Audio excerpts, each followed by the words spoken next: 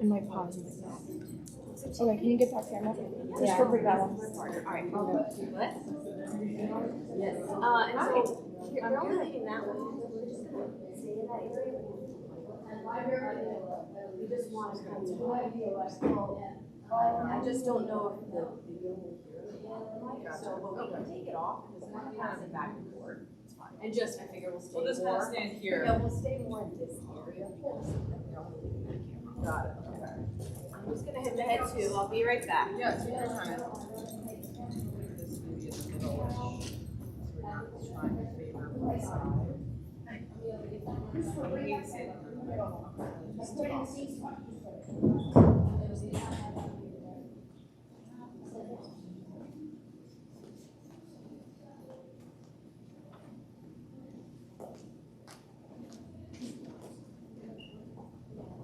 Where are you going? Open this door.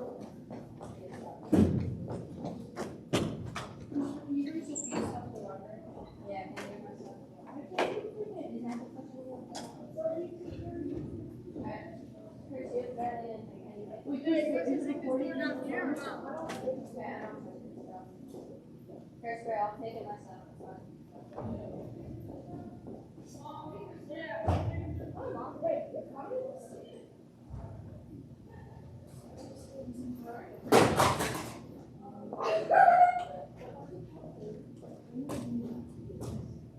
What are you doing here?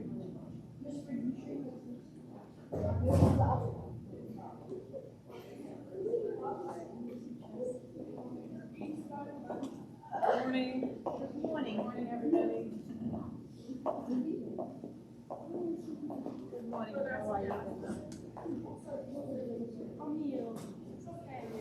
You can sit wherever you like. Thank you. Bye, Christopher.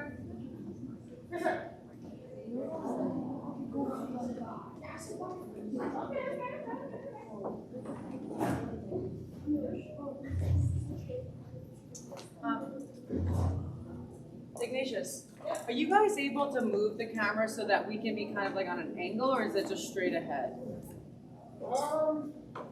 Just because I hate standing in one spot. Okay, yeah, I can. Are you able to do it like just a hair like towards the center so we can just kind of back and forth? You know what I'm saying? Like if it's not direct, Gotcha. Okay. you know, just like kind of cant it where it's in the middle. I just need to grab the iPad so I can see what it is. That would be amazing. Thank you very much.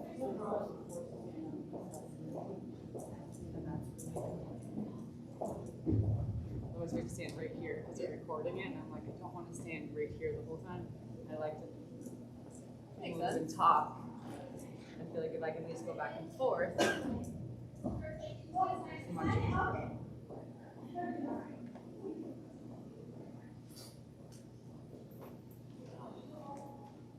Doing this. Thank you guys for coming. We hope it's informative.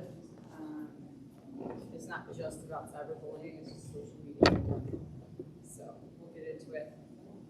Basic overview. Yeah, that's what we like to say. This is just, we could talk about this for days and days and days. The information is endless.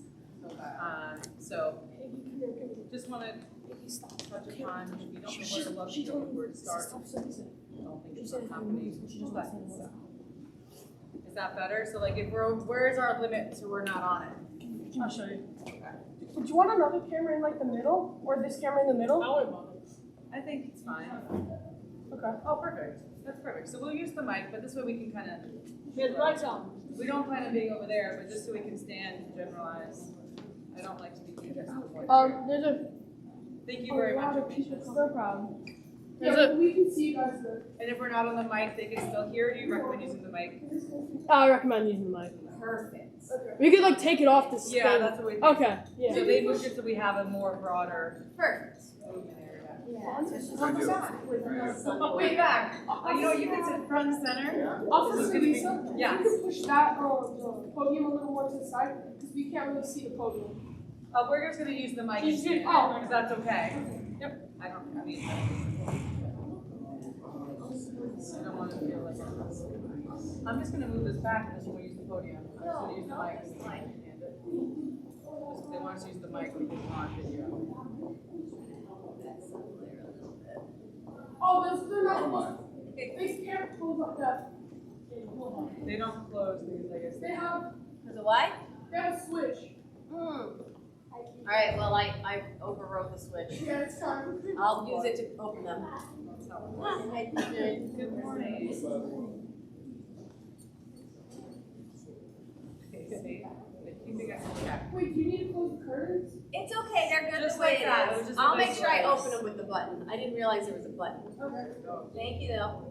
You can access the captain if you need to open them. Okay, thank you.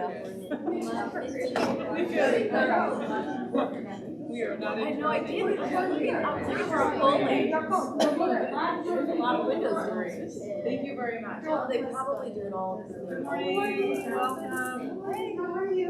Oh, yeah. We're gonna give a few more minutes. I know there's quite a few parents signed up, so we just wanna make sure what comes on in.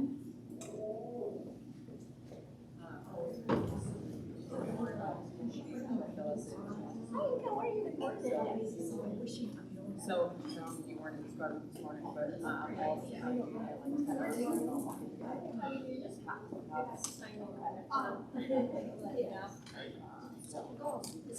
Before I used to go like the arriving time, and then because they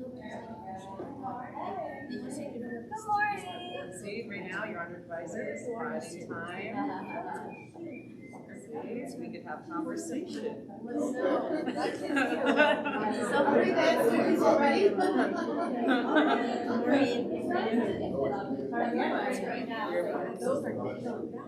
Morning. So yeah, there's so much, it's just, technology is unfortunately outsmarting us. Let's say girls will open we turn right there, so it's going, We'll get there. so you see all the, and you say, my when I just started, That is the hardest. That is part of the topics today.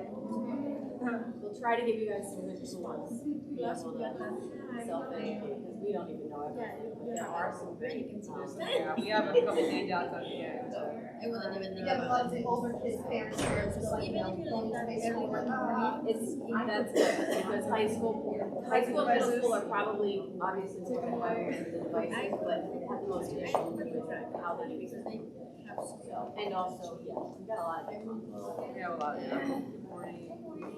they close some streets, but they don't close anything, let's say we're coming from this way, so you're We fine. have an hour, but as long as you wanna stay, if you have to go, feel free to get out. We'll go over it at the beginning. It's not mandatory to stay. We don't plan on talking for a full hour. Question and answer session. Yeah, we'll have a lot of good dialogue. Yeah, Answer what we can and direct you. this is actually a nap period for our parents, so you can speak it as you wish. Breaks today.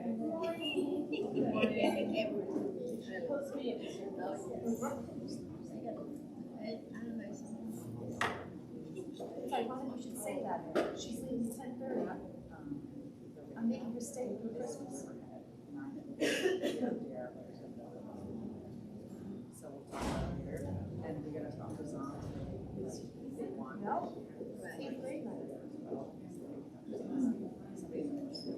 I'll be seeing you at 10:15. He wants to learn. Bye, see you tomorrow. 18-hour day. Also have experience to be there. I'm so excited. I'm like, whatever. I'm going. I don't know much. Good morning. I don't know. Yes, Yes, I about have experience. We're supposed to be friends. and then we'll get started with people flow in. He'll go on Times Square, he's not on Times Square. He's on One thing I can't carry is a two. I am very strong, but not a two.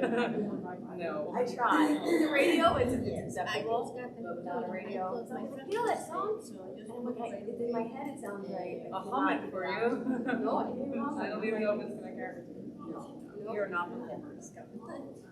It took a I don't think I while ever to have adjust it. to public speaking. I tried out for a school player too back in the day, and That. I got put in like the chorus, stuff like so that. It's even now everybody. blended in.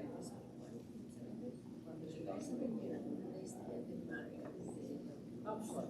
Okay, I'll adjust it so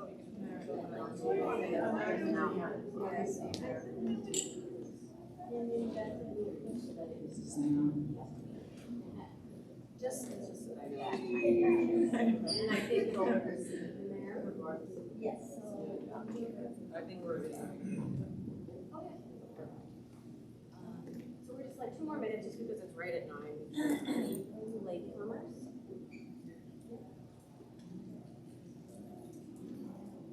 By the way, how do you stay that close to this area?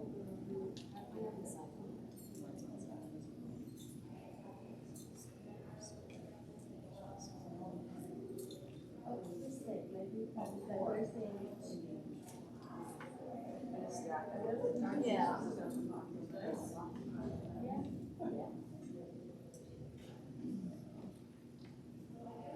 We have 1 more minute. And then it's gonna get started.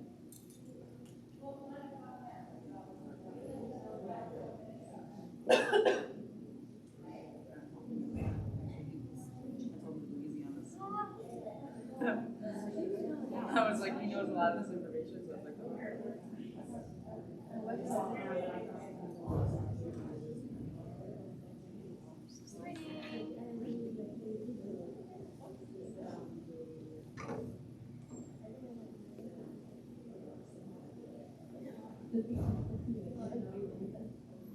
You can have a seat wherever you like. Good morning, ladies. Good morning.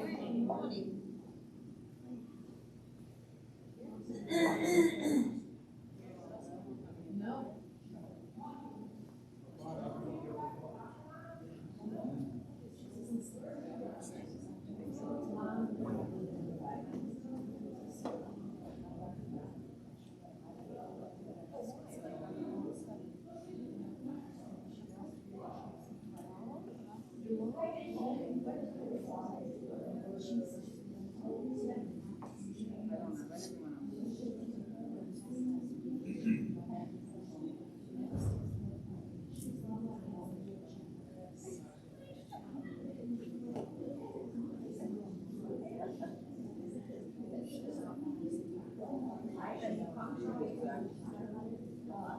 everyone else.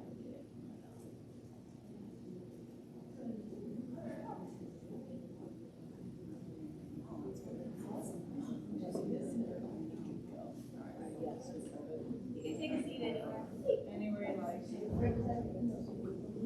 Alright, good morning, everybody. We're just gonna get started. We know you all have things to do and so forth. So if somebody walks in, they can just sit down and join us. We do have to use the microphone because they are recording us. So yeah, let's get started. So let's start with this. My name is Officer Lisa. I am one of the school resource officers here in Southampton District. We cover the elementary school, the HBA school, the high school, also OLH. We're also in the children's schools and the local daycares in the area. A little background about myself. I've been a police officer for 15 years. I've been in the schools for approximately 4 years. I was born and raised right here in Southampton. I went to the Southampton Public School.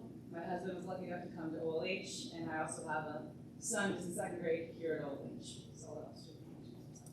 Hi, I'm Officer Tiffany. I've been with Southampton Village for 13 years. I've been a school resource officer since 2018. I was not born and raised here as an Army brat, but I did move here for college in '99 and went to Southampton when it existed. And Officer Lisa and I, being in all the schools, it's been a privilege and amazing, and having all you parents come here today has been really nice because some of the hardships we have watching, the young people kind of navigate as they get older and with all the technology, we've noticed that we really have to get the ears of the parents as well because, again, most of us aren't tech savvy. So it is good to have you guys come and hear what we see, some of the issues and the struggles and the trials and tribulations that children are having with these smart devices. So we're going to go over our cities. It's going to give you kind of a breakdown of some talking points that we're going to go through today. And then we're going to have a nice dialogue on any questions and concerns you guys have. We are not experts in the technology field, but we'll give you our best advice from what we see, and we'll navigate you toward the areas where you can do some of your own research and kind of get educated where you might be better able to support your child with these smart devices and their relationships and how they utilize them and stay safe. Okay. All right, so just a little background on the day-to-day that we do as school resource officers. We do it all. We're Monday through Friday. We're in all buildings daily, whether that's just at morning arrivals and try to make ourselves available. We're at dismissals, we're walking the halls, we're in the lunchrooms, we're in classrooms. We're everywhere. We're at sporting events, any event that we're invited to. Sometimes even we're not invited, we just show up because we feel that we're pretty welcome. We have a very good relationship with not only Sister Kathy here at this school, but also the public school. So we really try to insert ourselves as much as possible. We're also very present in our communities. We see what's going on a day-to-day basis, and we kind of just maneuver ourselves to see fit. So some of the things that we do yearly, daily within the schools, not just this school, but all the schools, you know, as far as teaching, we started in the kindergarten classes. We do run our DARE program. In the DARE program, we talk about, for kindergarten, what's an emergency, the 911 program, you know, stranger danger, you know, who's a trusted adult, all that good stuff. In 4th grade, we go over what being a good citizen looks like, some of the qualities, being kind, trustworthy, what being responsible, respectful means. We go over over-the-counter medications, prescription medication, and then we do our main DARE class, which here we do it in 5th grade, in public school we do it in 6th grade. We do 10 different lessons, and sometimes we do it over 10 weeks, sometimes we do it in 10 days in a row. We talk about decision making. We break it down from start to finish. We talk about tobacco products, alcohol, vaping. We talk about risky situations, you know, taking a risk. What are those consequences? Will they be positive? Will they be negative? How will it affect you?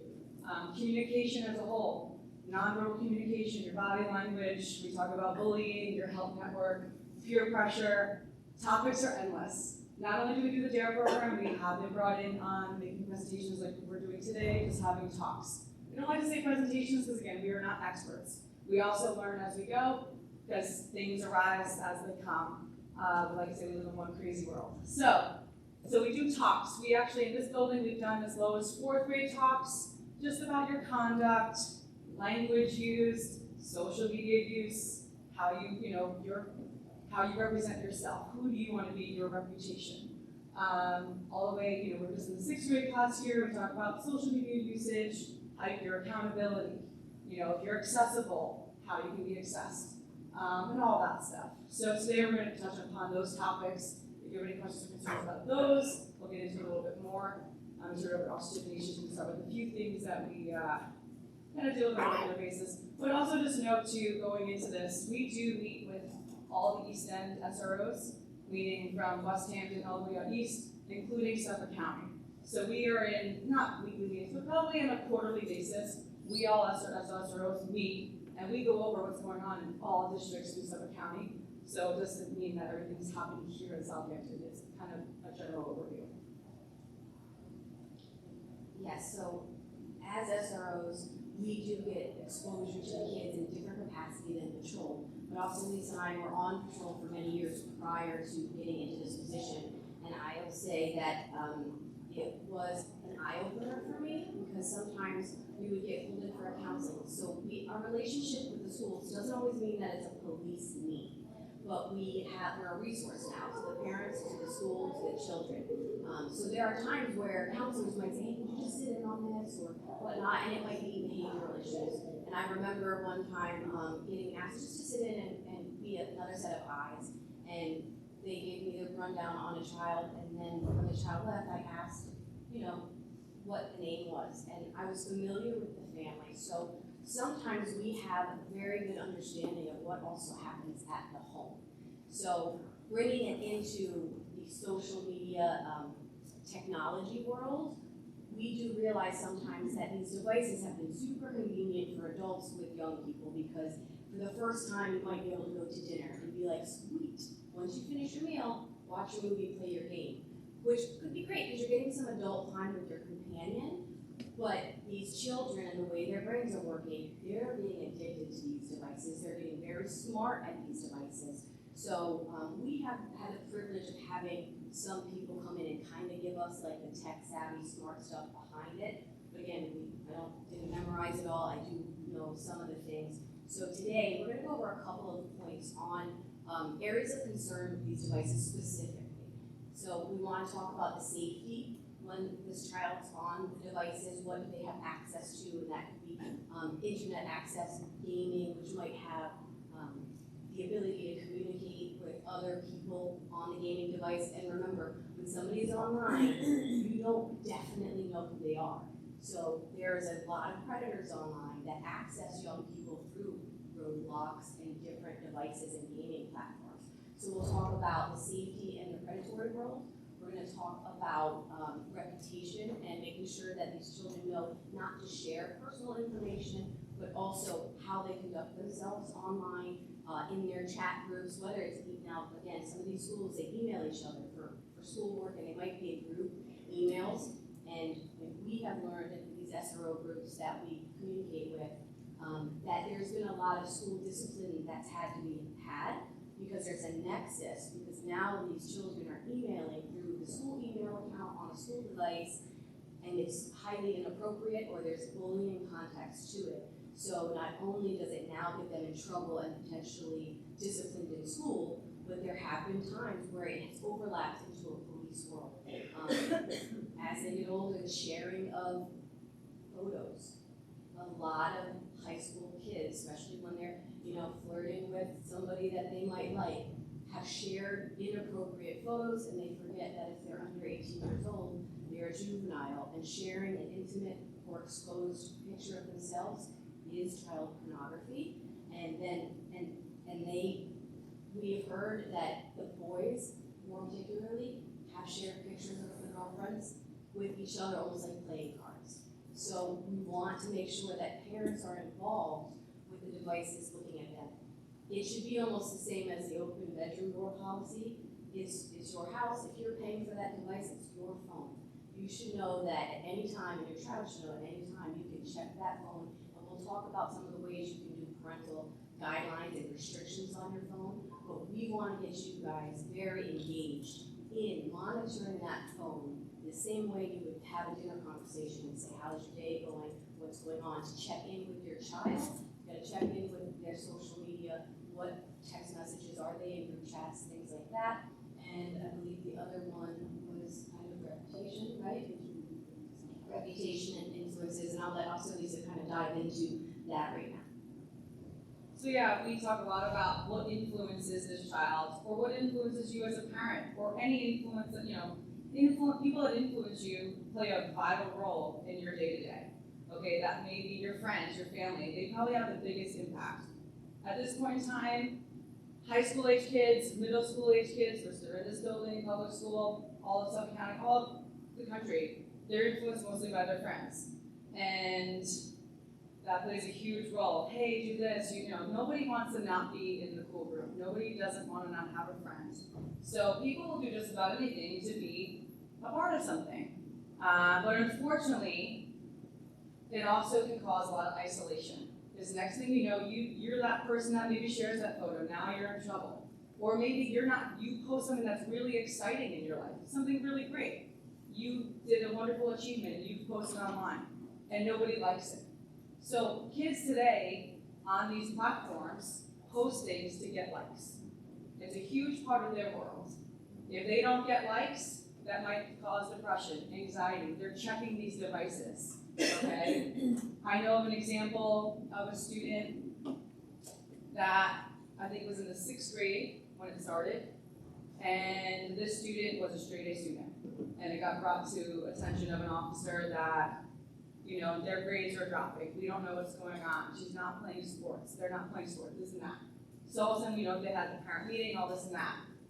To the point that they were so concerned about their social media, everything else in their life went out the window because they weren't getting likes. Did anyone like my video? I don't know who liked it. They're so concerned about the video, everything else that they were doing in their day-to-day was pushed aside to the point it affected them drastically. Okay, so if it's that level, it should be happening. So we like to say there has to be boundaries. How does that impact you? Is it impacting just the student, the child? Isn't it be impacting the whole family, the whole community? Because we want our kids to be engaged in good activities. Doesn't mean they can't be engaged online. But you have to monitor it. You have to see who's influencing them. You have to see the impact that it's making. Boundaries are huge. Not only do parents or adults or the community have to set boundaries, but the kids also, especially depending on the age, have to learn to set boundaries for themselves. I know we talk to pretty much like, I guess, 6th, 7th, and 8th grade, you know, I asked the question, what boundaries do you set for yourself? Not just on social media, but just in life. Are there certain goals you want to reach? What are those goals? You know, we just did a project with the intermediate school. We do presentations for regular week. It's drug prevention. We set, you know, we did like a time capsule card for these students where they just wrote a note to themselves. They're going to open it in May for mental health. We asked them to maybe write a goal or a funny joke or where you want to be in 6 months from now to see where they want to be. You know, so if maybe the goal was, okay, if you're on social media for 3 hours, I'm going to try to do it for 2, whatever it may be. So set those goals, encourage them to meet them, not on their devices, okay? So that's one example I know of, you know, somebody that's getting wrapped up in it. Set the boundaries. See who's influencing your child or influencing a group if you know that. How is that impacting them is extremely important. We also know that, I believe they've done some studies now, so a couple decades ago, they said sugar wasn't unhealthy, right? We found out it's very addictive and it's not nutrient, and it's not healthy for us. They're saying these phones they're not bad for us, but they actually have a significant impact on our young people's mental health. And like Officer Lisa was saying, we are seeing kids, fear of missing out, right? The FOMO, they're constantly checking who put a TikTok up or this or that. And there are some schools that allow it in the high school, and our high school does allow it. And they are going to the bathroom all of the time, not in passing period. The minute they get to passing period, they'll go and walk through the hall with their phone, they get into their class, and then they say, oh, can I go to the bathroom now? And it's more time that they use on their phone. I almost don't see any kids that walk through the hall without a phone out in their hand. And I know we've heard of like the zombie apocalypse. It's here because it's the kids with the phones. It's the people that walk down the street and almost walk into somebody else, and it can be adults as well. There's a very addictive quality to these phones. You're always trying to be in contact. You're so accessible. You're afraid that if you miss a call, somebody's going to be upset. When 20 years ago, people, if you didn't answer the phone, they had to wait for you. We have lost our patience from the whole spectrum of young people through adults on it can wait, we can slow things down. We have gotten these children in such a fast world that now if life isn't keeping up or life isn't as exciting, they start to get anxious. So it's not only are they not just wanting to check what other people are doing, and then check, like Austin said, who's liking my photos? And that's causing a lot of anxiety. And I talked to some kids and I told them, and I said, you know, because some of them post, even like it's the summer and it's the beach pictures, and sometimes I try to encourage the ladies, like if people are at the beach and see you in your bathing suit, great, but sometimes we don't want to post it, and they're like, well, my account's private. And they're like, you have 3,000 followers. You know 3,000 people? I think I have 600 friends on my social medias because I've traveled. I've met 600 people I want to keep in touch with. These kids have not met 3,000 people. But what they do is they might like something, somebody friend requests, and they accept it. So again, they're not as private as they think. They're private to people they haven't accepted, but they're not private to everybody that they have accepted. And sometimes they share things on there, again, where there might be predators. But the reason they're accepting 3,000 people is because it increases their chance of having more likes. But if you think about the percentage of how many likes they're getting to how many friends they have, it's still pretty low. But they'll go, I got 600 likes. We have 3,000 people. I have 600 friends, and I might get 200 likes. Okay, so they're wanting just likes, so it shows a number on the bottom of their screen, and it has caused depression. It has caused the fear of missing out. It has distracted them from being engaged. I just found out from one of our teachers in the elementary school has kids at Pearson, and I did not know this. Pearson, they have middle school and high school. I think they're in the same building, but they have allowed the high school kids to be able to have their phones. They, I think, just this summer decided on a board of ed meeting, no more phones in school. And it took a minute to adjust, and at times their parents are like, but I need to get in touch with them. So if they have to have a device, they get to bring it to school, it gets locked away, and then at the end of school, when they might have to tell a parent, come pick me up this time or whatnot, because if you have to get in touch with a parent during school, every school building has phones. You can go to the main office and go to the nurse's office, call your parent. So as parents, just know that if your child needed to get in touch with you, it doesn't have to be through the device. So what this teacher said to me is that she's seeing that kids are actually, they're not going to the bathroom as much anymore, because there's no reason because they can't check their phone. They're engaged, because we'll walk into lunchrooms, every kid is on their phone. They're sitting 6, 7 at a table. Nobody's talking to each other because they're all on their devices. Or they're doing TikToks. I literally photobombed a dozen TikToks. They're in the hallway, and I'm like, they laugh. You're But gonna see it's us so on crazy, video. but I'm like, you're not focused on your lesson or what you want to next subject, or maybe catching up on some homework or studying before a test. They're worried about creating a TikTok together. So I advocate that I don't think phones should be in schools, because that will teach them the time that they can break away from it. There's also a study that says, do you guys know what screen time is? Has anybody ever seen where it shows you how much screen time you're using on your phone? There's a study that if you're on your phone, and this is for social, not for work or sending an email or doing schoolwork, but if you're on your phone for social reasons for 4 hours or more, you're increased to have depression and anxiety. And these young people still have developing brains, so they have such a high increase for developing stressors and depression and anxiety if they're spending more than 4 hours on gaming devices, social media, all of that. I think also, do you want to touch on the conversations that they have? Yeah. How we deal with that? So yeah, on these devices, again, we are not experts. We're just going by a few examples that we see day to day, just in our community and other officers speaking to us. I know an example, the communication on these devices are, let's see what word I like to use. Extremely fresh, inappropriate, vile, unacceptable. That's the word, unacceptable. I witnessed a text message with a 7th grader, and I had to have that 7th grader sit with me to decode what was written. And when it was decoded in the words and the language, I was mortified. I wasn't even their parent. I was mortified that, wow, this is what it's come to, this is what we're doing, this is how we're talking to one another, and they think it's just fine. It's their everyday. Don't get me wrong, we've all had bad days, we've all used words that are probably inappropriate as adults, even as kids. You know why? Because nobody's perfect. I know I'm not, and sometimes the word slips out, you're like, ooh, I hope my kid doesn't say that, especially not at school. But it happens. But the everyday, these text messages are vile. Mean, inappropriate, borderline.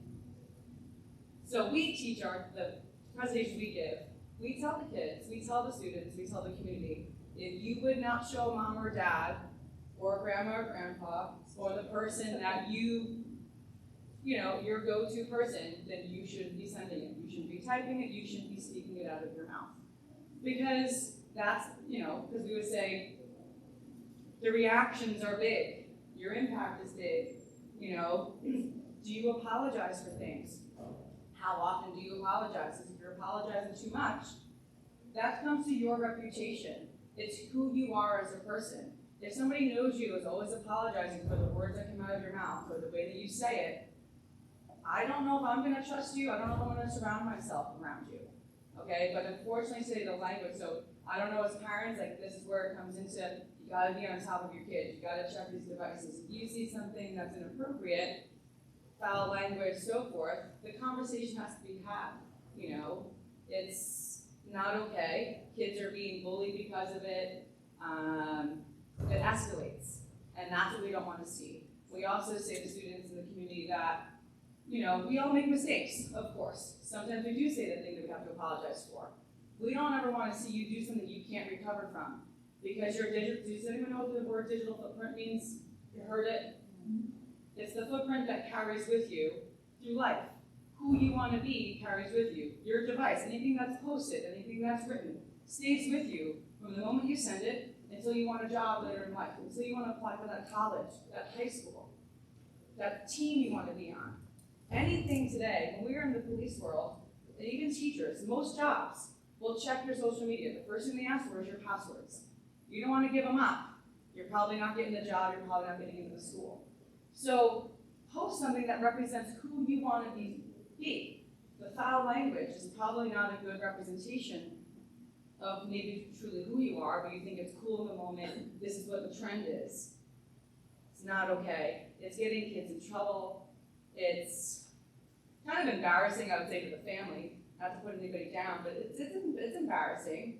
But we don't want you not to be able to recover, okay? So your digital footprint is really big, going especially into high school, college, because that's, if you could be the number one on the football team and they're like, oh wow, you did X, Y, and Z, your language, or this, your posts. We don't want you on our team.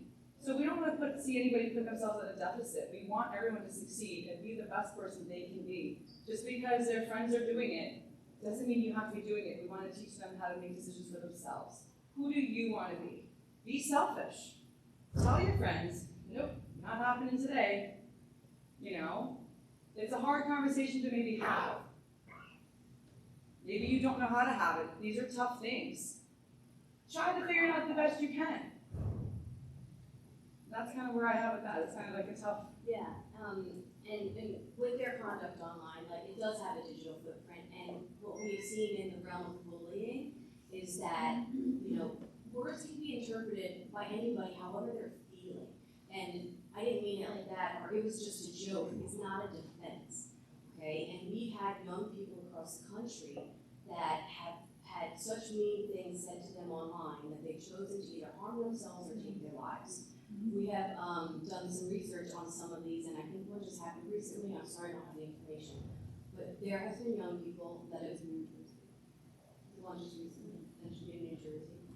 But yeah, the last couple of years, we've seen a lot of between 12 and 17 years old taking their lives because of people telling them you don't deserve to exist, or you have no friends, and actually saying you should kill yourself.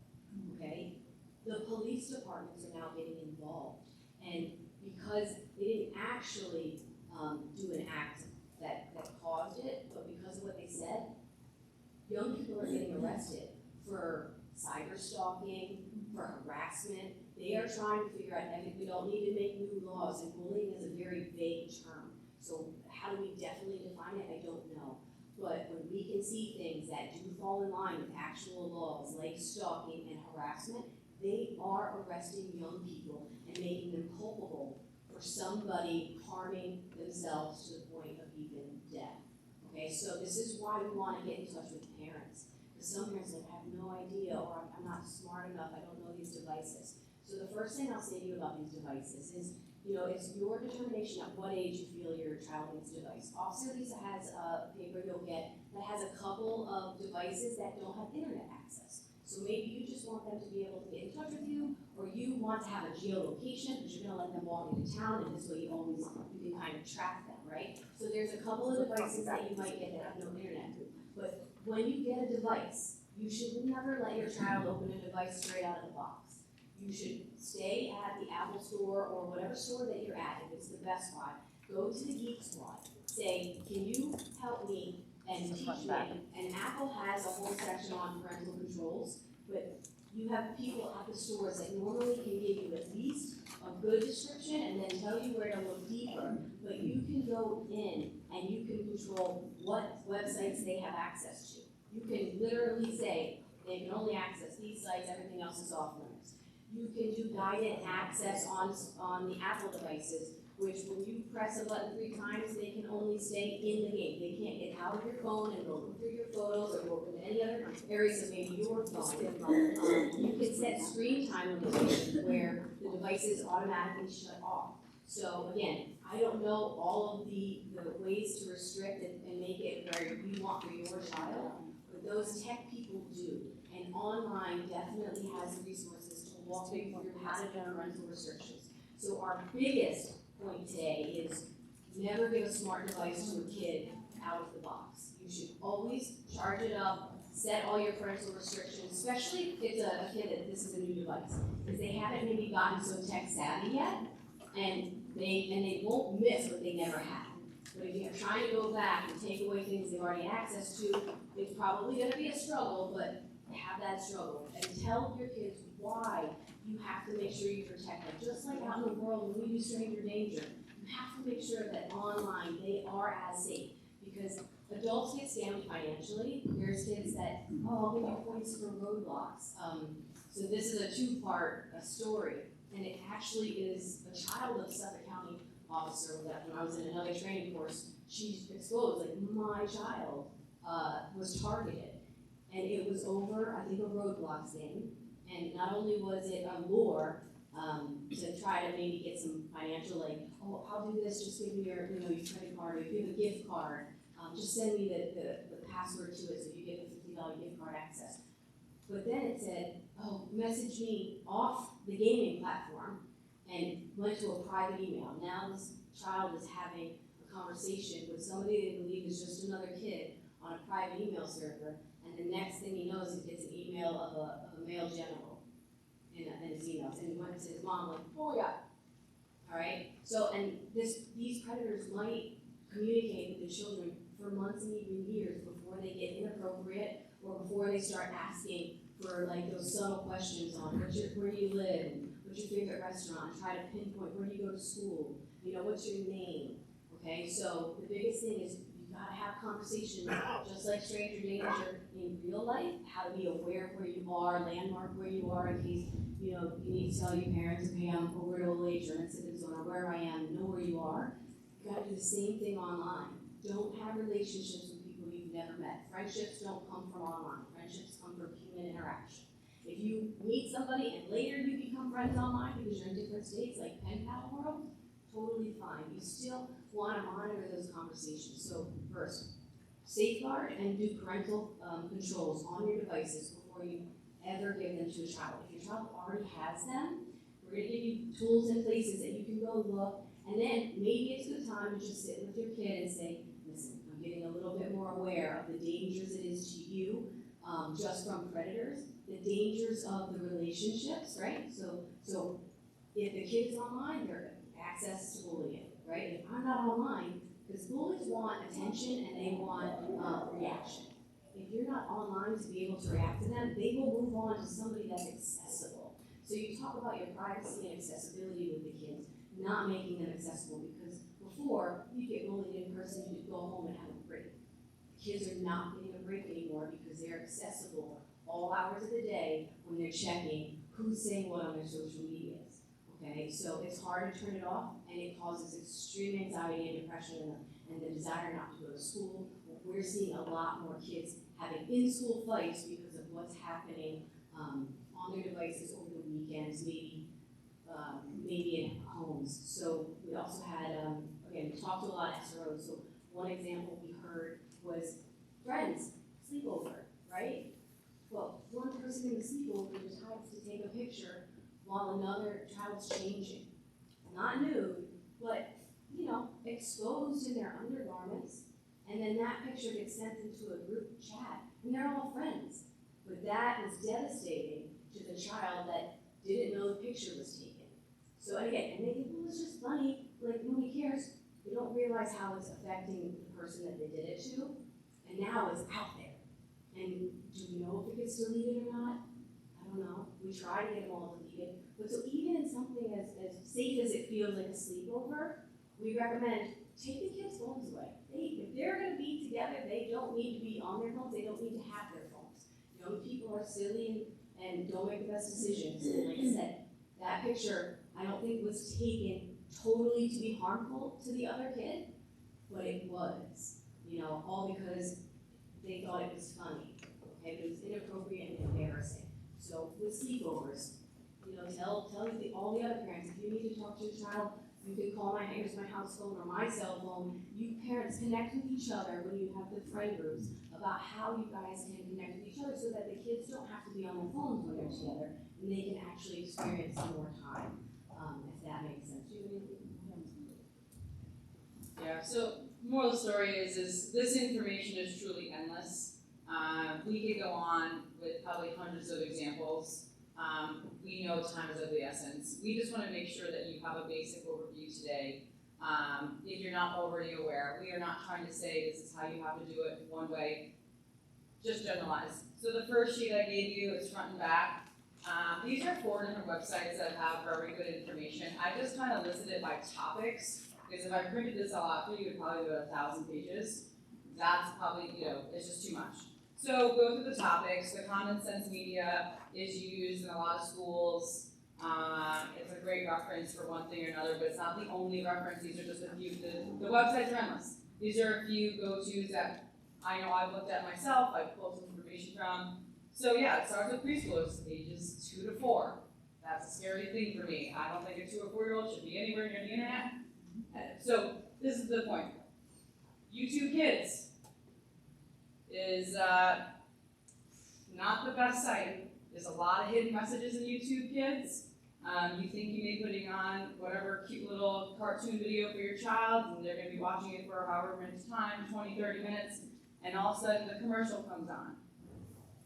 There's hidden messages that a 2 to 4 or 5-year-old, 6, whatever age, is not appropriate. It's already putting ideas in kids' minds, so you have to pay attention.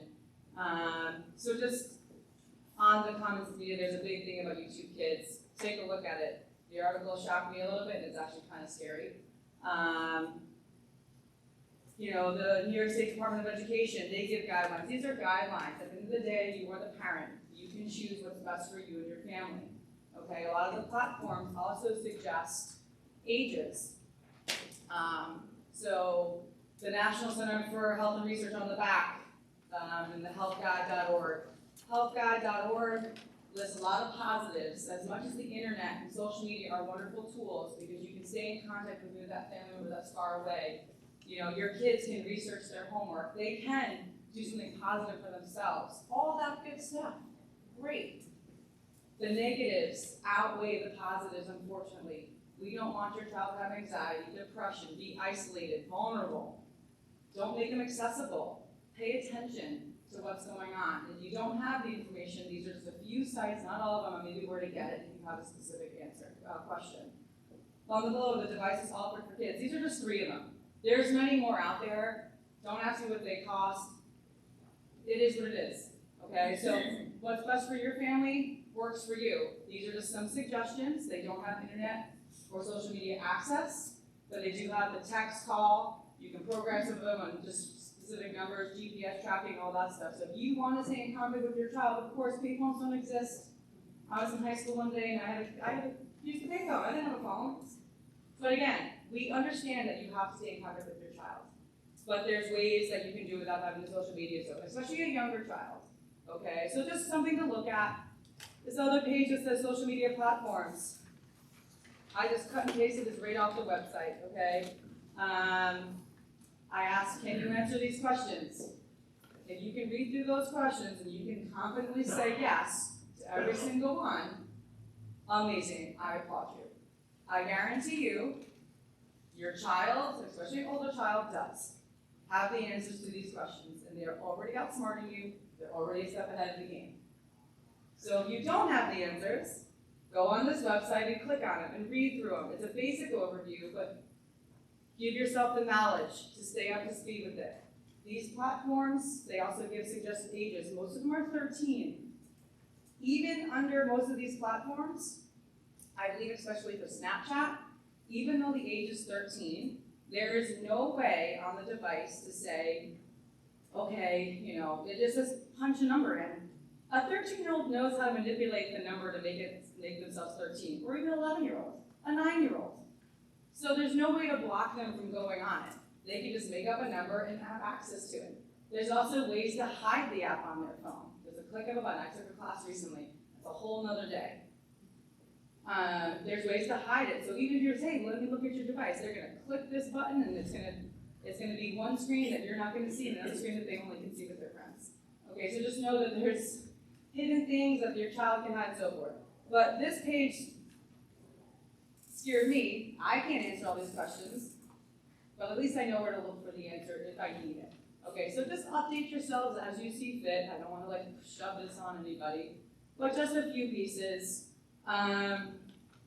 Because again, when they're on these platforms, it's a representation of them, okay? It's them doing it. It's going to be their digital footprint that follows them.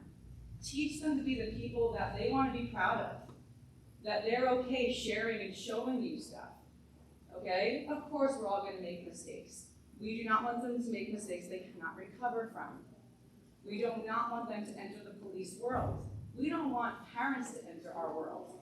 And unfortunately, with some of the trends and things that we're seeing here in Suffolk County, with talking with other SROs, if you're at that sleepover, that child's at that sleepover, and you're at another parent's home, you are responsible for that child in your house. So if something happens to that child, you as a parent can be held responsible. You can be arrested for endangering the welfare of a child if it goes over a line. So just, that's not to say we're coming for you, no. This is not to scare you. But unfortunately, these problems we're seeing more and more and more. They're growing faster than we can keep up with them. Technology is a great tool. It's also growing faster than we can all keep up with it. So that's why we're so grateful today that Sister Kathy let us have this meeting. So hopefully just get some basic information out there. Me and Officer, we can talk about this all day. We love talking to people and giving people information.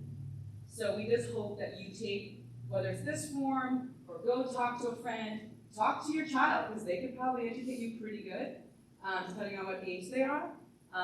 We've been finding that even kindergartners know a way around a computer. Okay, yes. So, and I know I didn't grow up in a tech-savvy world.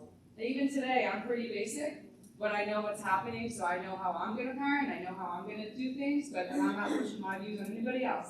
But just do what's best for you and your family.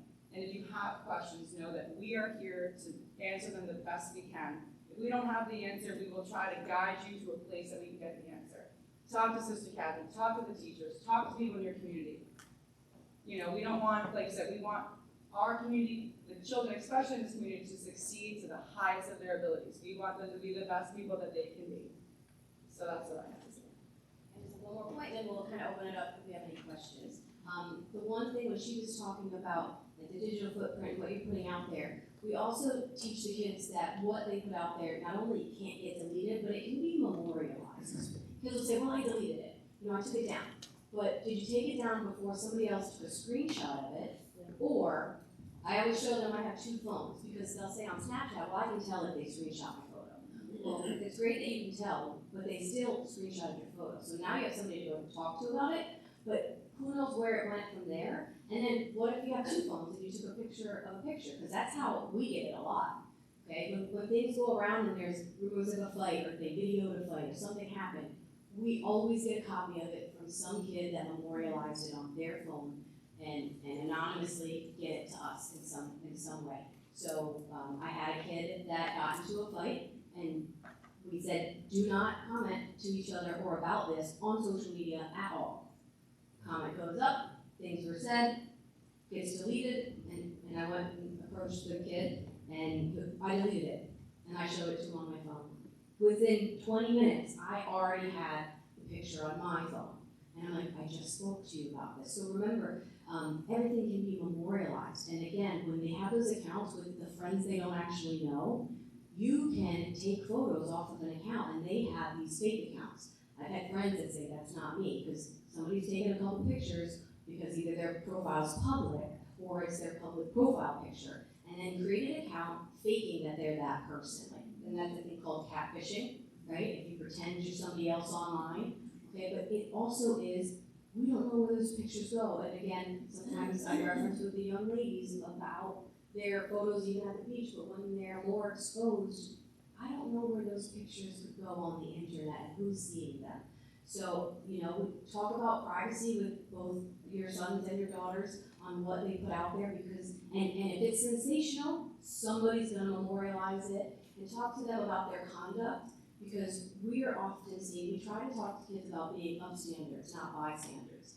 And we watch these videos, and I've seen some where kids got arrested because the fight was that bad, and I didn't see any kid stop it. I didn't see any kid run in the video to go get help. Everybody's videoing the fight. And I'm like, imagine if that was you getting, in a fight. I saw a video in Las Vegas, a young man just got killed by 15 kids that jumped in that school for standing up for another kid that just got, yes, and they are being charged. But there's so many kids that, who stood around and filmed that fight and didn't help, and now that young man lost his life.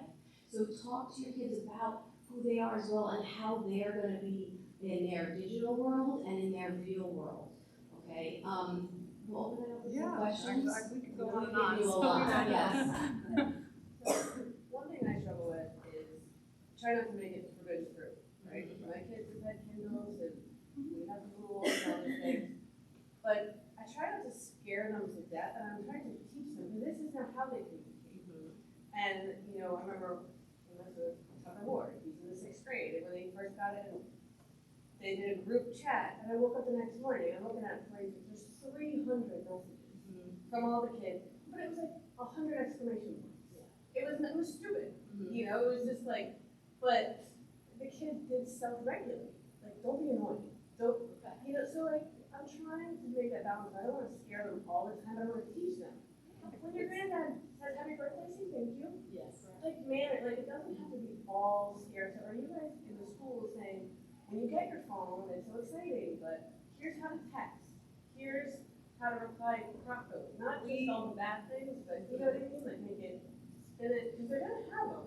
Right. That's where I mean, in the beginning, I talked about like all the presentations. We don't even like to call them presentations. We do generally just have talks. We don't just sit on a PowerPoint. We try to engage with the students that we're talking to, and hear it from them on like what is their interactions and so forth. We always relate it to who do you want to be? These are your choices. You know, we ask, you know, being respectful, responsible, and so forth.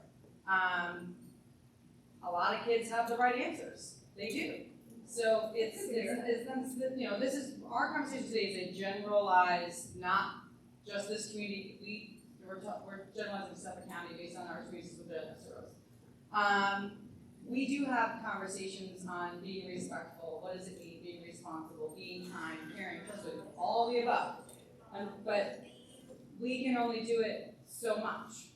Obviously, they have day-to-day classes, so that's where the parents or whoever the child sees at home has to, you know, reinforce the conversation. It doesn't mean you have to scare anybody. We don't go into classrooms to scare people. We do have a lot of experience. Even today, we're not trying to scare anybody. We're trying to explain the reality of things that can have had, and we hope not to have happen again. So we do have conversations, yes, but I just think keep having them. Even if your kid's doing the right thing, maybe they're not doing the right thing. I don't know. Keep having them. Doesn't have to be scare tactics. This is what you're supposed to be doing. If someone wishes you happy birthday, you reply back respectfully. Thank you so much. Even if you're having a bad day, you send that message back. Thank you. And you don't have to do it right that minute. But at some point through that day, reply, respond. So the reinforcement of kind of over and over and over and over and over and over. That works. And I think most of the kids have access to other adults and mentors, whether it's coaches or counselors or teachers, as well as us, that will have conversations, have moments where we can have one-on-ones if they have a concern or something's going on. We try to make ourselves available to them to know, like, listen, if you just want to talk or run something by us, or you know, you feel comfortable to tell us something or ask us a question, and we have a lot of kids that do. So we do try to be there for them, be a support for them, give them tools to help support themselves and help encourage them on how to handle certain situations. We often try to tell them to go direct, because we've seen a lot of relationships with best friends go awry because maybe a text was misinterpreted. So we might bring kids together to say, what did you actually mean when you said this? And how did you feel when you read it? And they realize that they misinterpreted each other, and then things are better. So we try to be there in moments, because we know who the friend groups are and things, and when we see it off, we might go, hey, what's going on? And then they kind of tell us, and then we realize there's probably just miscommunication, because now kids aren't face-to-face having that expression that goes along with the, yes, it's a joke. Whatever they read, and most of the time, you insert your own emotions at that moment into that text. So if you're irritable or frustrated or annoyed or sad, that text is going to make you feel. You're going to think. They're projecting your emotions back onto you. So it's always open for interpretation. So we try to tell the kids, if they have something really meaningful they have to discuss with a friend, they need to do it in person. You can text, do you have time to talk? But don't have the conversation via text, because it's going to insert a lot of, things that people are going to take the wrong way, and then it's just going to make it worse. So we try to have them have those real face to face. And I think that's why limiting how they use their phones, when they use their phones, and again, there are those social settings like sleepovers or birthday parties. Have that phone free. I know the adults do it now, like, all right, we're all at dinner, put your phone in so that nobody's kind of being rude, checking their stuff. It's like, hey, let's be present.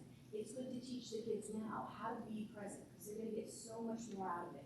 Also, Lisa and I have to work patrol in the summer, and there are times where I see a group of like 10 or 12, maybe the cool kids, and they're all on their phones. Well, but then they get together, they take that one picture, and then anybody that wasn't invited thinks they just missed out on a good time. And I'm like, you didn't miss anything. They didn't even talk to each other other than to take the picture. But they think because they saw it that it's real. We try to tell them that what you see online oftentimes is not reality. Nobody puts their bad days there, and sometimes kids will put something because they want you to know you were left out. So that's another way they learn they can isolate the kids. Okay. Any other questions that maybe you can help with? If you have to leave, feel free. What influences the policy to allow schools to have phones like in their schools? I believe administrators, so like I know our intermediate school, and I think here, no cell phones allowed. Right. It's the administration. It's the administration. I know it's Regular school. yes. Okay. Also, too, at the public school, I know that they have, board of ed meetings, they have them here too. Strictly on a public school standpoint, they have board of ed meetings, so of course, parents have influence and so forth. Ultimately, it's the board that can do a vote and the administration that has probably, so if people push hard enough on one topic or another, whatever that may be, whether it's a school or out in public, usually something can be done about it. And I think that's how Sag Harbor got it done. Because again, the reason the high school has the phones is because they had allowed it. And there's a lot of parents that say, my child has to have their phone on them. And again, that's so sometimes the parents influence the schools to say, okay, and then the schools might have restrictions. Can't be out in class, this and that. And they have disciplined things, but some teachers have the bag, every kid puts their phone in, some teachers don't. They might be able to have an ear pod in, and I'm like, how can you listen to music and a teacher at the same time? I'm not sure about how the kids have responded, but from what I was told from the parent, that kids will follow rules, and they actually do want structure. We've given them this carte blanche world, and I think sometimes the lack of rules and defining lines for them makes them very confused. And as adults, it's our responsibility to give them standards and lines and expectations. Because it does help them, because they'll feel out of control if they're not sure what they should be doing. So I do think it was probably a little adjustment, but I don't think there's a bunch of backlash, and I think they're probably realizing that they are more engaged with each other. They are probably listening to the teachers more. They're less frequent going to the bathroom. So I do think it's a positive. I would have to inquire with the district themselves and maybe. Is Sag Harbor currently not allowed phones? They just removed it from the privilege of the high school kids. The middle school kids never had that privilege, but the high school kids did. And I was told that this summer the parents influenced the Board of Ed to say no more phones. When was the last time you had communicated with all the kids here at OLH about what you were telling us parents, and how did they react? Well, yeah, so we did just meet with the entire sixth grade, so some of these conversations we'll do by invitation. Because the teachers or the counselors will say, we're starting to see a problem, we're having issues with kids, we're overhearing that there's things going on, or people are not saying the nicest things, and then they'll say, can you guys come in? And we will adjust a conversation to fit the talking points that they feel would be best suitable for the kids. The age group, age appropriate. I do believe we're about to be meeting with 8th graders here as well. And as far as sometimes young men, they probably are more vulgar because they smack talk or whatnot, maybe on some of the games and things, or they'll be a little bit more brutally honest. But we find that the young ladies, some of the ways that they talk to each other and the passive aggressive I can tell just based on how they look at each other in the room. Sometimes we'll have the conversations and we'll watch and we'll see passive, but we have been told and we've witnessed in both our public school and here, our young ladies are having a really hard time being kind. Because we say you don't have to be friends with everybody, but you don't have to be mean to anybody. So I said, if you put somebody else's name in your mouth, you've given them value, okay? If they're not your friend, just don't mind them, don't be mean to them, but don't waste your energy putting them in your mouth. And but again, we've seen that the young ladies really are saying some pretty harsh things, and I think some of the statistics with the young people that have been affected by the online bullying often are young ladies that have chosen either depression, harming themselves, or suicide. On one of the sheets I gave you, one of the websites, I forget which one it is, but there is a list of statistics on there, I think from 2022, of percentages of who uses what platform, what age, the bullying, who's got depression, anxiety causes from it. So take a look at one of them. It's endless information, but it is a growing study, and the outcomes are proving that anxiety, depression, isolation are big negative causes from usage of certain social media platforms or not being used properly and being that target, being accessible. So if you're not accessible, you're less likely to be a target, you're less likely to be talked about, and so forth. Any other questions or concerns? Yeah, so I think today, no more questions? We really just wanted to bring you here to kind of maybe some spotlight a couple things that we see in our world, but we also want to give you guys some information to really strengthen your relationship with your young ones and understand how that technology can benefit them, but also maybe be a deficit or a detriment in their life, and have those conversations, educate them.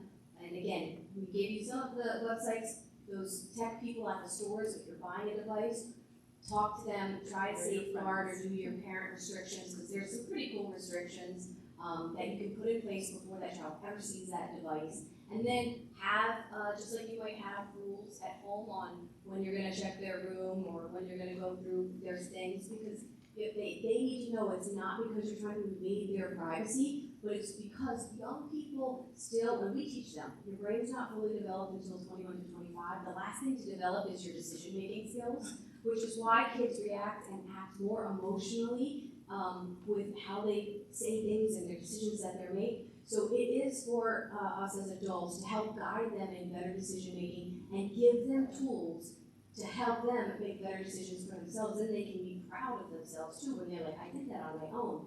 So we have to kind of assist them into their late teens and early 20s on just being aware, giving them the tools so that they can make those better decisions. And they know, hey, I can go to mom or dad, because this is, let them know, like if something looks uncomfortable, and we have kids, it's so amazing, because they'll say, somebody said in a chat, and they just know that's not okay. So it is a see something, say something. You don't have to be a tattletale. We teach them the difference between tattling and telling. If somebody is going to be hurt or harmed emotionally or physically, you have to tell a trusted adult.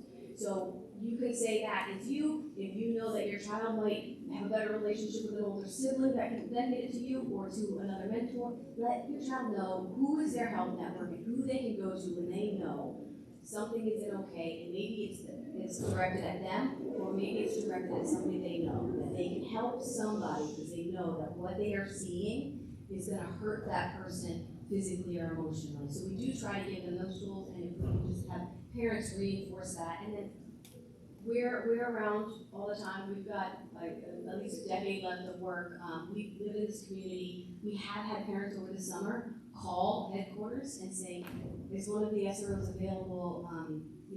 I just found out my daughter was talking to a complete stranger that I think is an adult. Like, can you help me reinforce why I have to monitor her because she's talked to a stranger? Like, we've had people call us in the middle of the summer just to say, can we have a conversation to better assist the parent in educating the child on why that parent has those rules and why that parent is being protected. So we are available to you all the time, and if you can leave messages, we will get back to you, and we will assist as best as we can. Yeah, so we just thank you all for coming. Like I said at the beginning, the information is truly endless. So I hope today that we give you one good piece, one good example. We don't want to scare you. I know a lot of students, a lot that do have wonderful rules. They set good examples for themselves and others. students have, told us whether they have devices or not, they have their boundaries. Oh, my mom or dad takes the phone at 7 o'clock and I can't have. We get all that good stuff too. Unfortunately, nobody talks about the good. Not saying we're talking about all bad stuff, but of course, but unfortunately the negatives with social media do outweigh the positives. So when in doubt, just have those conversations. Ask your questions. We tell the students as well, ask. You can never ask a bad question. You're not going to get in trouble for coming to us or anybody to ask a question. There are no stupid questions. I was taught that in kindergarten. Ask, because you're going to learn something. We are still learning as we go too, as police officers, as parents, as people in the community every day. So ask. Don't be afraid. Technology is growing and growing and growing super fast. So ask. That's all I have to say. Thank you. They're always accessible to you. If you have any questions, get our numbers. Yes. Just realized that on the other day at Facebook, a group, parents who can technology, amazing. Yeah. And with like tons of help from kids, all the phones, which even comes to like which phone is better for Correct. Say that one more time. It's on Facebook. It's called what? parents who can technology. Parenting. Parenting in a Tech World on Facebook. There's, like I said, we gave you a very basic list of resources. There are so many out there. So if you are on any platforms yourself, get with each other too and get that, if you don't know, ask somebody else, because there's resources out there for them that are really, really great, that teach from start to finish. And if you don't know, then just simply, I don't say Google it, but get on the internet and try to find it yourself. Something will pop up, or come down and see us. Go to the Verizon or AT&T, whatever carrier you go to. Their tech people will guide you. There's phone numbers. It's there for you. Sometimes it's very in depth. If you don't understand, make an appointment. Go sit with the Geek Squad, and do it for yourselves, because it'll benefit you, your families, and probably the whole community. Anybody have any last minute questions? Thank you so much.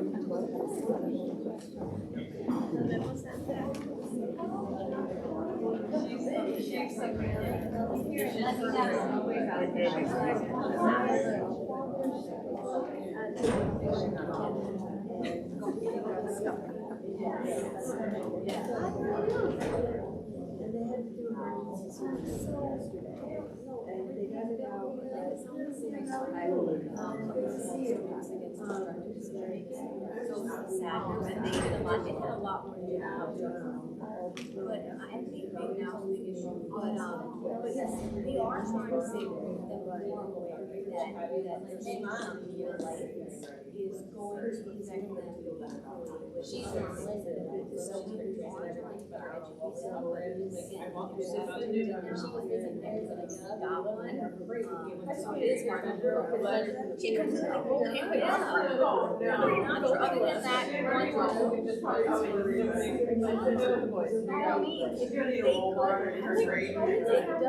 and that's sometimes when we get brought up. And again, that's why sometimes parents have lessons in grade on trying to tell parents like, oh, no. But we do want kids to know that you can come to us for help. Mom even came to us as part of this work. Sometimes that comes online. I know, and that's the scariest thing.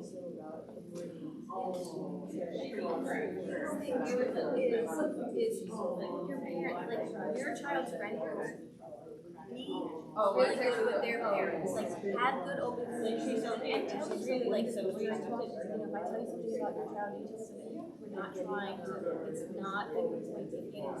We are trying to make us aware as adults, how to know how to better parent and assist these kids in their friend relationships and keep and be good guide you around like that. You can definitely get right to that.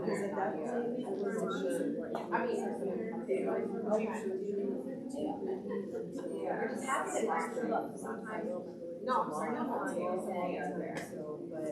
Some of these things, yeah. Yeah, she's doing But it is something that is definitely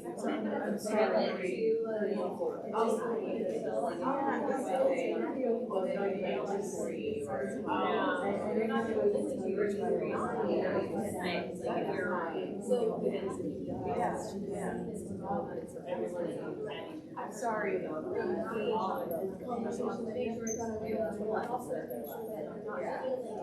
This is really scary. Yeah, there's another layer of social media. You can't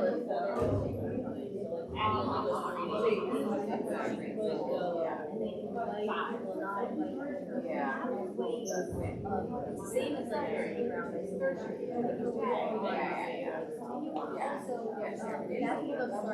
that's what those start start realizing what the same for you, you know, and then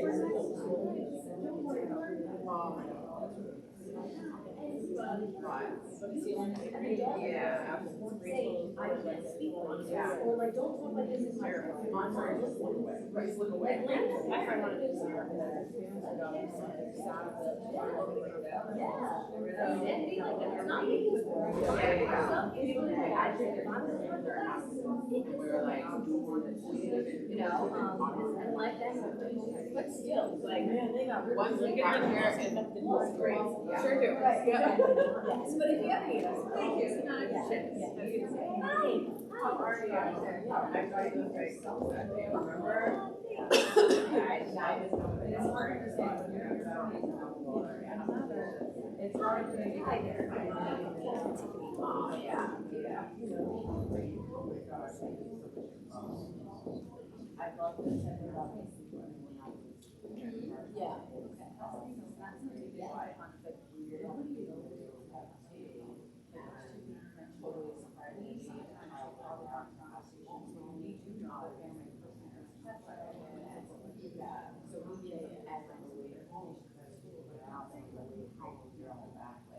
But this might add how. Okay, we don't.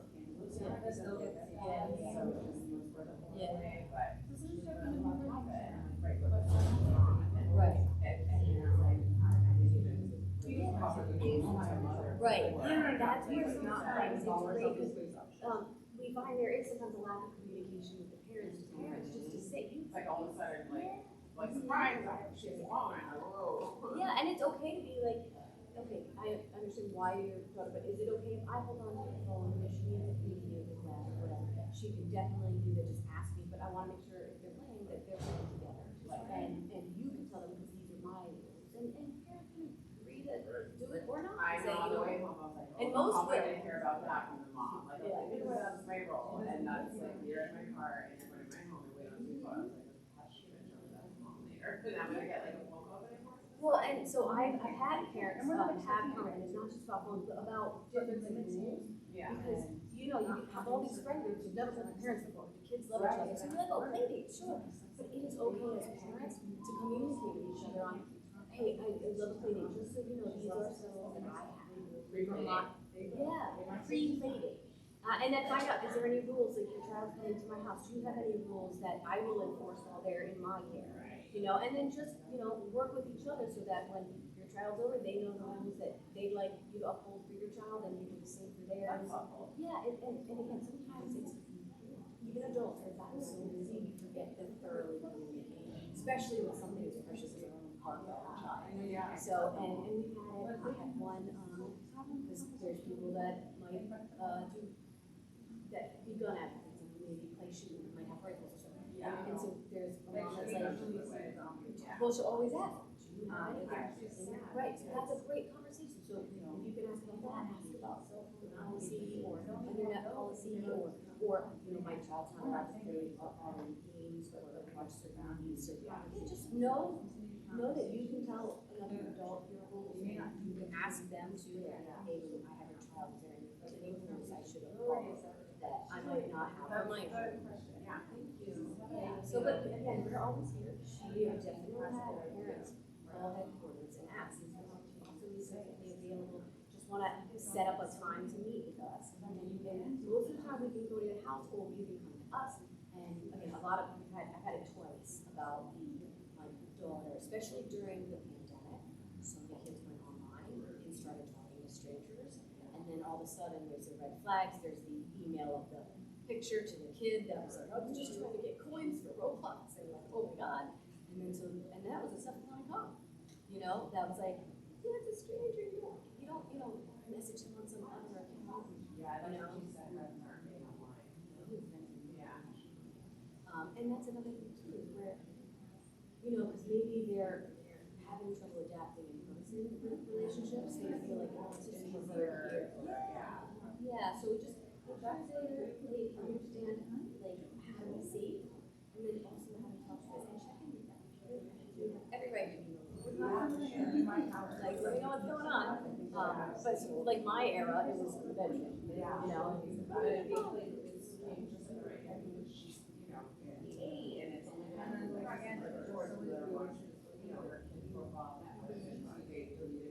I always Yeah, think yep. like, and That's great.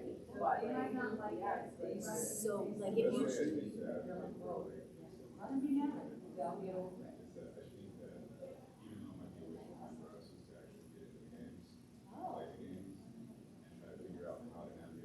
Sure.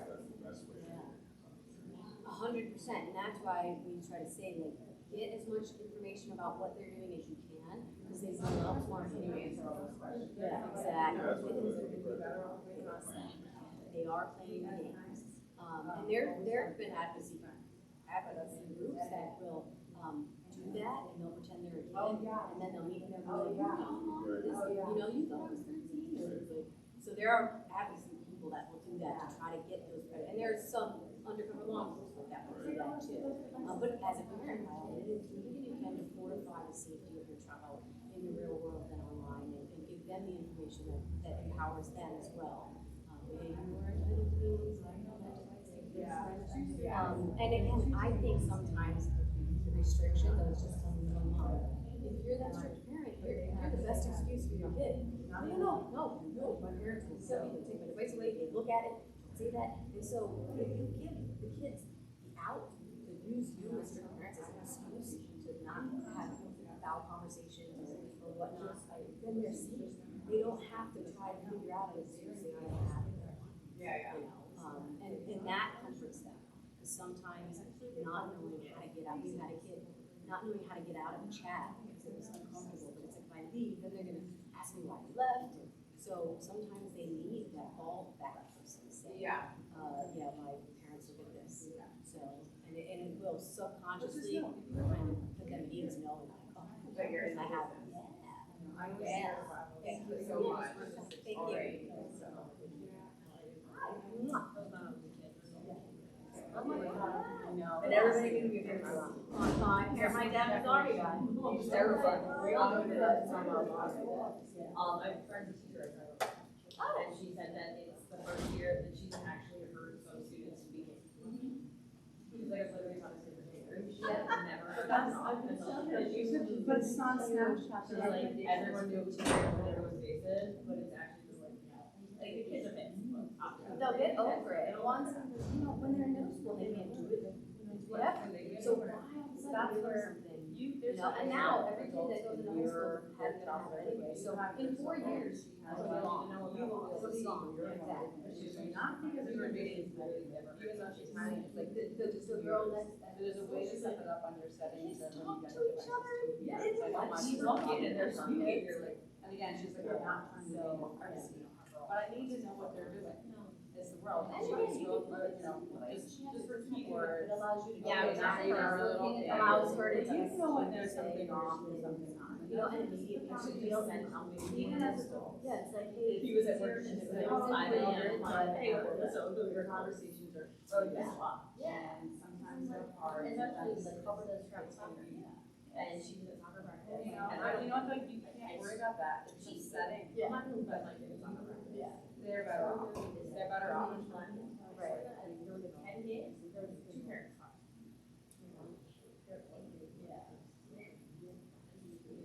They're like, free daycare. Like, right now it's hard. Pitch black, like, what is happening right now? You know, and then something happens to the generator behind it, because the lights on, so they're all scrambling to try to find. It's just boring. Yeah. And then I was like, maybe we're gonna need to get her some more. A little bit, like, sometimes like you. Yeah. And again, I know where that It is. might also feel good if she feels like she's got something kind of like that they say,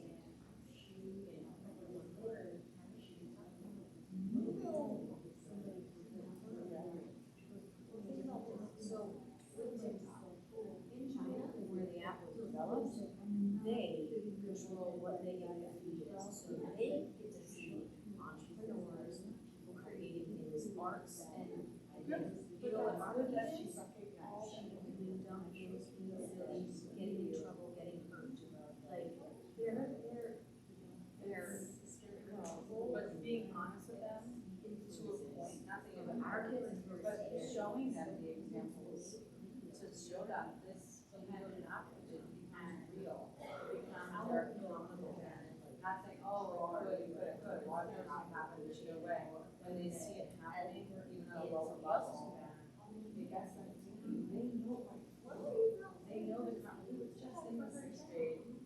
When we talk about communication, around should ask having accountability. We even gave them a homework assignment on a scenario that they had to work through themselves. It's so nice that some parents can use it on grade as well, and how would you change it, how would you say? Like, we know, like, I asked them, what's me right now, it sounds so silly, you know, what do you think it is? Well, I know what it is. What do you think it helps each other sound like? What is the right way to do this? What is the wrong way? Have you ever been misunderstood? And now, somebody was like, that's why we don't have to do cutting it class. And they just said, you like it, but always your reactions, your impulses, your emotions, all. He gets like, it's just, that's what I'm saying, bro. And then I guess. Yeah. Oh, what would happen? You will have a today in school. You're in third grade. What happened to you? but also like,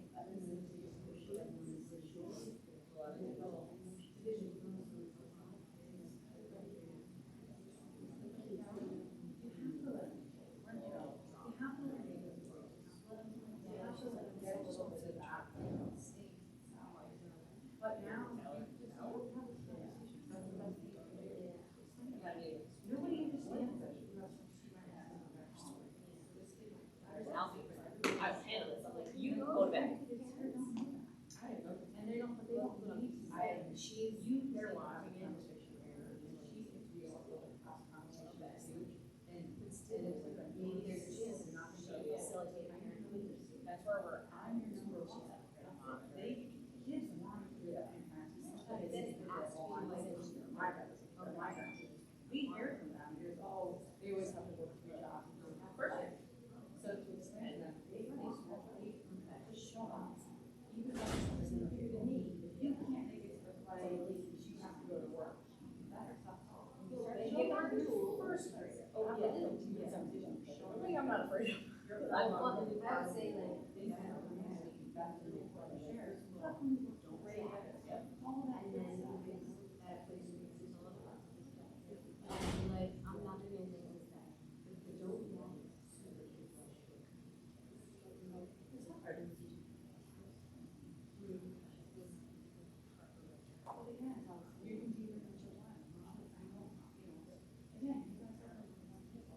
Just do the best you can and don't count yourself and worry. We spend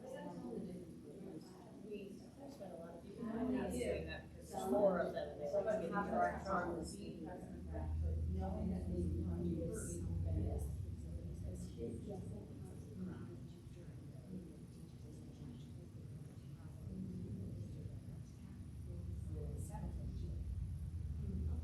Big issue with much of last year's second grade.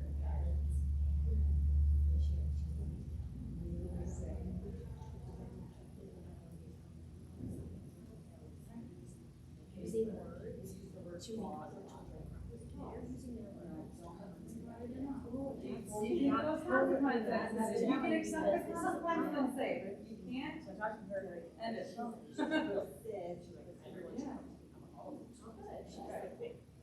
But now, it's, sitting there trying to reverse course for our position, like, like to say we have all the answers. No, we just make it look good. Yeah. We make it look good. That's right. Or at least we think it's the ones that don't, we can say, hey, That sounds familiar. that's why you get the website, it's like, this is a good place to start. If you don't have a clue, this is not everything, but it's a good place to start. Yeah, definitely, Well, log on to, under the Snapchat, if you go onto the Common Sense Media, this is a Yeah, Snapchat, these happy are all we have questions you good can actually turnout. click on, it gives you like a Hopefully it's paragraph.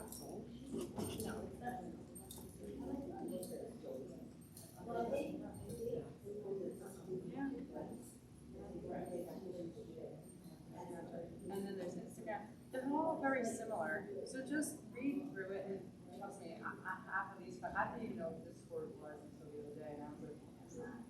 But it's just, when one goes away, another one's popping up.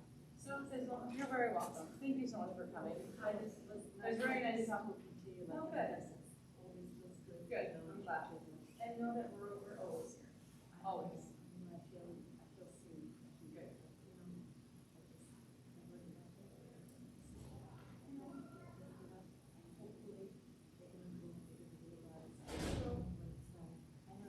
They will, sometimes they just know that sometimes it's just, it seems to have the downfall.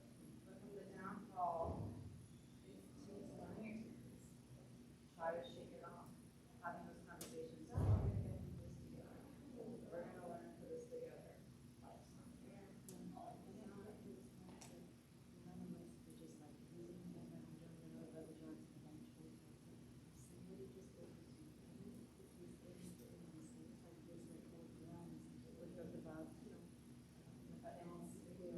We do vaping lessons, and we do, actually, more so with the 8th grade.